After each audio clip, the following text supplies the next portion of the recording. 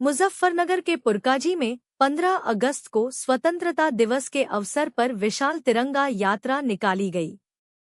Purkazi roadways अड्डे से शुरू हुई यात्रा नगर के प्रमुख मार्गों से होती हुई ऐतिहासिक सूलीवाला बाग पहुंची।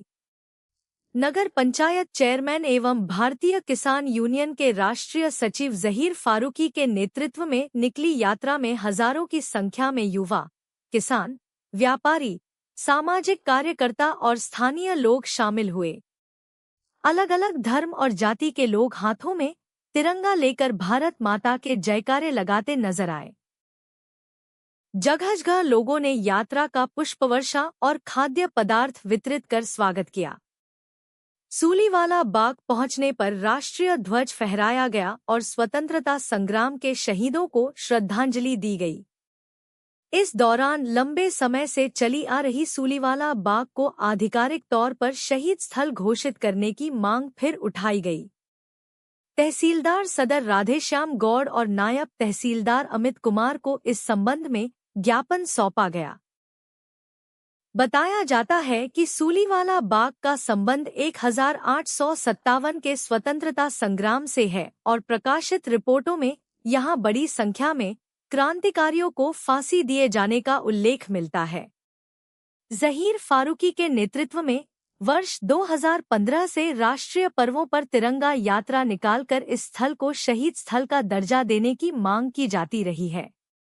जहीर फारूकी का कहना है कि तिरंगा यात्रा का उद्देश्य देशभक्ति की भावना को मजबूत करना और शहीदों के इतिहास को आने वाली पीढ़ियों तक पहुंचाना है। साथ किस तरह का कार्यक्रम आज किया गया है पुरकाजी में? देखिए, आज 15 अगस्त के राष्ट्रीय पर्व पर पिछले 11 सालों की तरह इस बार भी पुरकाजी की आवाम रोडवेज बस स्टैंड के अंदर इकट्ठे हुई और हजारों लोगों की तिरंगा यात्रा के रूप में हजारों लोग यहाँ सूलीवाला बाग तक आए, ध्वजारोहण किया, राष्ट्रीय गान गाया, भारत माता की जय के नारे लगाए, हिंदुस्तान जिंदाबाद के नारे लगाए और देश के प्रधानमंत्री महोदय के नाम हमने तहसीलदार सदर महोदय को, नायब तहसीलदार महोदय को एक ज्ञापन सौंपा है।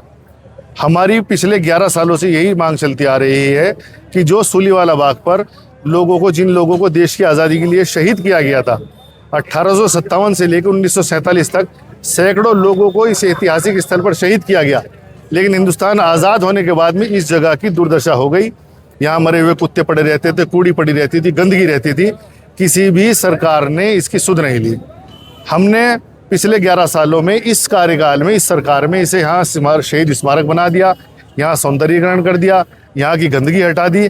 अब हम अपनी सरकार से मांग करते हैं कि आप जिन लोगों को यहाँ जिन्हें कुर्बानी दी गई, जिन्हें शहीद किया गया, उन्हें आप शहीद का दर्जा दे दें।